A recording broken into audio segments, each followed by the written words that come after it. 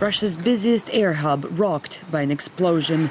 Chaos, blood, smoke, and death in the international arrivals section. Someone detonated a hidden explosive device. It was either in luggage or a suicide belt. I saw the blast, a suitcase was on fire, and a person had his back to me.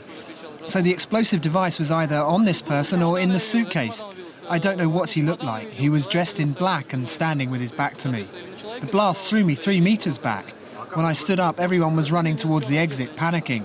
There was a lot of black smoke and the lights went out. I went for a medical checkup. At first they thought I had a wound on my head, but it turned out I just had someone else's blood on me. You can't see anything at the scene of the blast. It's all curtained off, and the investigators are working there. You can't see anything, but there's a distinctive smell in the air. The blast wave was very strong. We were quite far from the explosion, but even there we could feel the blast wave. Ears, head, we felt a strong blow. Domodedovo quickly swarming with police officers, special security forces and paramedics. The investigation almost immediately focusing on one theory. The police are investigating at the scene. The explosion took place in the International Arrivals Hall. A suicide bomber is suspected of carrying out the attack.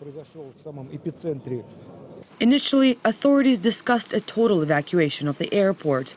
But Domodedovo continued business as usual, though with some noticeable changes.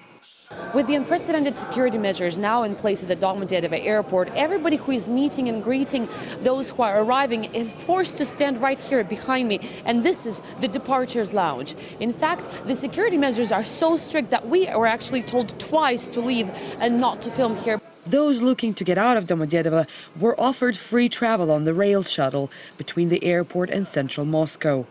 Some good Samaritans even driving stricken passengers home for free.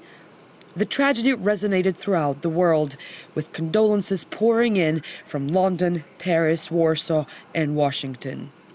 Many observers say this latest attack on Russia has far-reaching implications.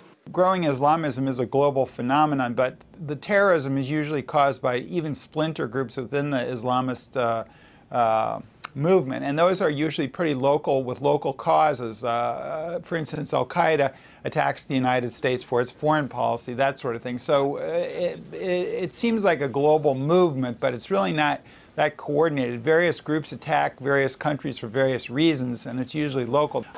But while world leaders are left to ponder the ramifications of the latest deadly attack on Russia, most Russians have not allowed terrorism to ground their plans, coming and going as they were before the blast. Irina Galushko, RT, Moscow.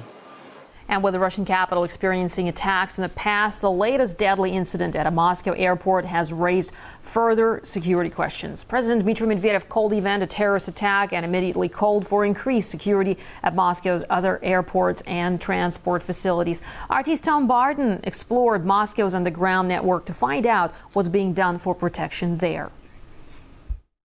Under a year ago, this place was covered in flowers.